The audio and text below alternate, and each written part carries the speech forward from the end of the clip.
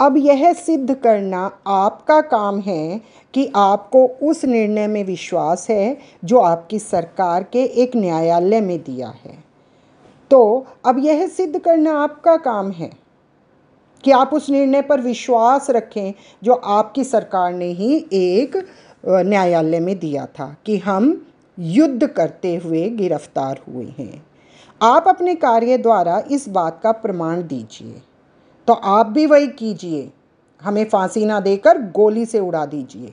हम विनयपूर्वक आपसे प्रार्थना करते हैं कि आप अपने सेना विभाग को आदेश दें कि हमें गोली से उड़ाने के लिए सैनिक टोली भेजी जाए।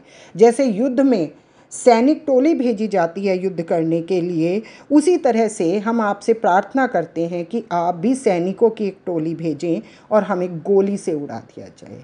इस प्रकार ये भगत सिंह अपना दूसरा पत्र समाप्त करते हैं, जो भगत सिंह, राजगुरु और सुखदेव ने मिलकर लिखा था।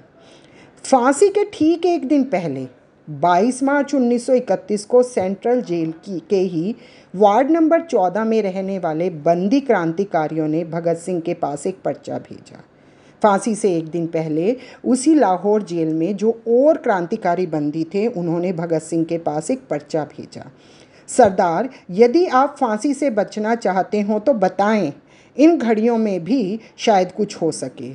तो वो कहते हैं कि अगर आप फांसी से बचना चाहते हैं तो आप हमें बताओ, हम कुछ ना कुछ ज़रूर कर देंगे।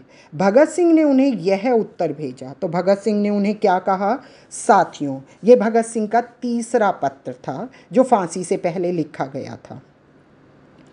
जिंदा रहने की ख्वाहिश कुदरती तौर पर मुझ में भी होनी चाहिए और मैं इसे छिपाना नहीं चाहता।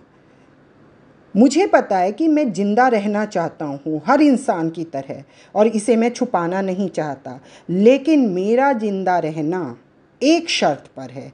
लेकिन जिंदा रहने के लिए मेरी एक शर्त है, मैं कैद होकर या पाबंद होकर जिंदा नहीं रहना चाहता। मैं बंदी बनकर नहीं रहना चाहता। मैं स्वतंत्र भारत में जीना चाहता हूँ। मेरा नाम हिंदुस्तानी इनकलाब पार्टी का निशान बन चुका है और इनकलाब पसंद पार्टी के आदर्शों और बलिदानों ने मुझे बहुत ऊंचा कर दिया है। मैं इनकलाब पार्टी का सदस्य हूं और उनके लिए मैं अब एक प्रशंसा का चिन्ह बन गया हूं और उन्हीं के आदर्शों और बलिदानों को ऊंचा करना चाहता हूँ।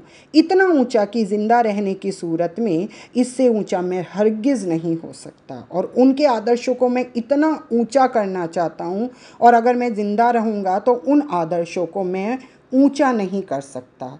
इसलिए मैं फांसी से नहीं डरता और ना ही मैं फांसी रुकवाना चाहता हूँ, बल्कि हंसते हंसते फांसी पर झूल जाना चाहता